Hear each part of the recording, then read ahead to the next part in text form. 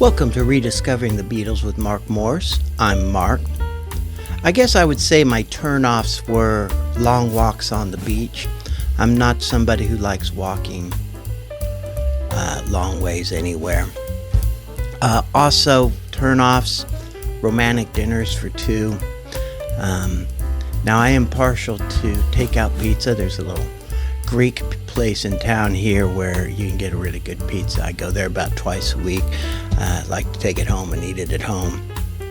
But if you're somebody who would like to sit around and listen to records all day and pet my dog, then maybe later when it gets dark, a couple back-to-back episodes of the Andy Griffith Show, the black and white ones, preferably with Barney Fife. I might be your man. But seriously, of course we're here to talk about Beatles singles. I've mentioned in other videos, when I was younger, I wasn't really interested in the singles, the 45s. In fact, I kind of turned my nose up at people that bought them. I felt if you're going to be serious about record collecting, get the LP. If you don't buy those singles, that's a sucker's buy. But when I decided to start rebuying records after I gave all my records away in the 1990s, I started kind of getting interested in these singles, especially, the singles where maybe they were a little different than the versions on the album. So I thought I would document these singles that I've collected so far. I don't have a bunch of them, so this will be a short video, but I think they're interesting. Again, I don't buy these singles to listen to so much. I just like the interesting, like, little sleeve designs and stuff. I listen to them all once I get them, maybe twice if there's something interesting on there. But usually I will go to the LP before I listen to these singles. And that's the collector side of my mind. I like to say, it's all about the music, but sometimes I just like collecting things, and I like to have interesting things. So with that being said, let me just start in on this. None of these, by the way, are worth anything and are not much to anybody. Most of them are reissues. For example, this. I went to hold your hand and I saw her standing there. What a great single this is. But this is a reissue on Capitol Records. I love the songs, but I love that little retro picture of the Beatles on there too. The first single I bought when I decided I was going to start collecting singles was this one.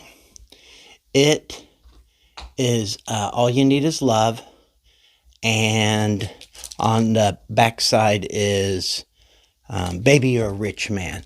Love both those songs a lot. I love the cover of this. I just love Magical Mystery Tour a lot. So I wanted to get this. Somebody told me this is kind of an unusual cover for this single. I haven't looked it up to find out if that's true or not, but I like to think I'm holding on to something special right here. And of course it is. This one, Let It Be, back with You Know My Name, Look Up the Number. This one I bought for a specific reason. I was listening to the Beatles channel on Sirius XM radio. I believe it was the Chris Carter Breakfast with the Beatles show.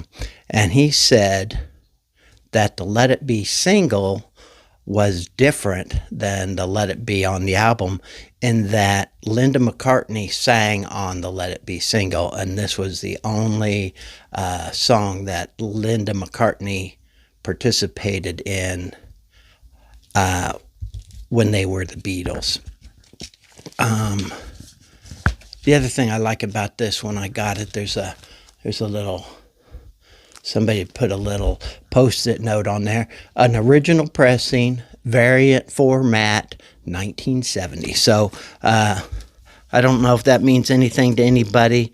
I like to think when I see original pressing, I'm like, oh, that's cool. But I'm not really into that stuff as much as other people are. Anyway, it's a good single, and this is one I've listened to a few times just to see if I can hear Linda McCartney's voice in it. The other thing I like to do is just get unusual things. So this is the French copy of the single The Ballad of John and Yoko and The Old Brown Shoe. I did a video just on this, so I won't talk about it too much, but I love how they put The Old Brown Shoe on there instead of Old Brown Shoe, and it's on the label too.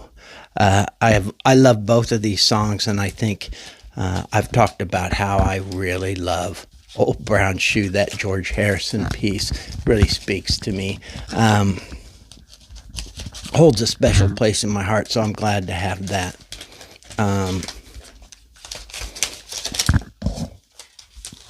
And then, same single, but the Japanese version.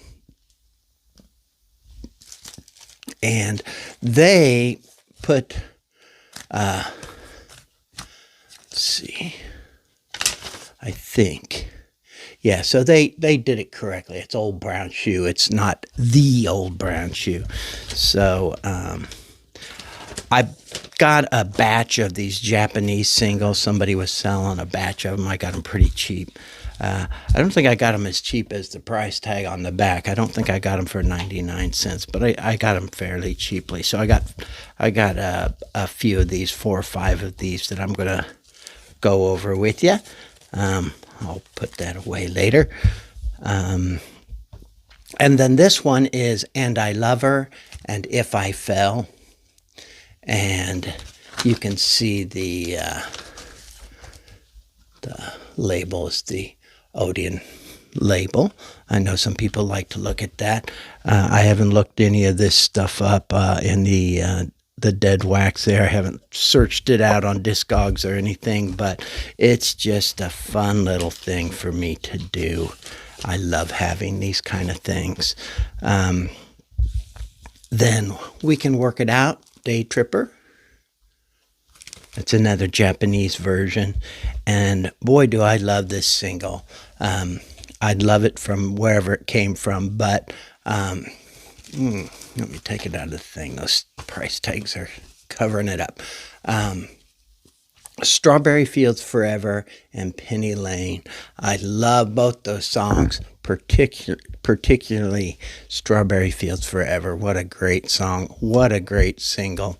The other thing I think is interesting about these Japanese versions is on the back of the cover, there are all the albums that you can buy. And what I like about it, it has the Parlophone British albums and the American releases too. I thought that was kind of unusual. And that's it for my Japanese singles. And then my last single is, of course, Now and Then.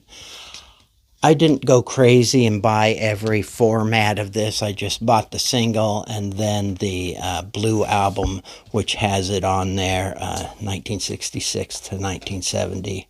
And then I got the blue vinyl of this. I'm happy with those things. I'm trying not to go crazy with I've noticed as I've been replenishing all those albums I gave away, I'm trying to focus on just the Beatles and solo Beatles right now. I'm trying not to get distracted and go start buying.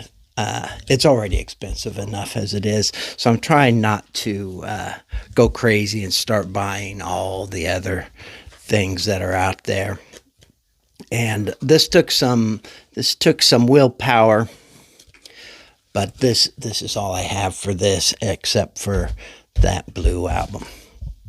So that's my singles collection so far. I thought this would be a fun little Sunday video to share. Again, if you live in the Southeast Iowa area, I'm a lonely Beatle fan. So anyway, thank you so much for being here and listening to me blather on about this stuff. I appreciate you being here so much. I love to talk about this stuff. I don't have anybody here to talk about. My dog's tired of listening to me talk about it. So you guys are a great outlet for me, and I appreciate it. Let me know in the comments anything that you're interested in, what you think about singles, or if you have some interesting ones.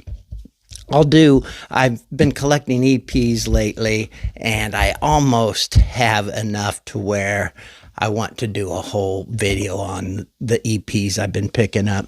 If I was really smart, I would have just bought the singles collection with all these, but what's the fun of that? What's the fun of that? Anyway, thank you so much for watching and listening to me drone on about my singles and my plea for companionship. I do appreciate it, and I'll see you all next time. Thank you so much.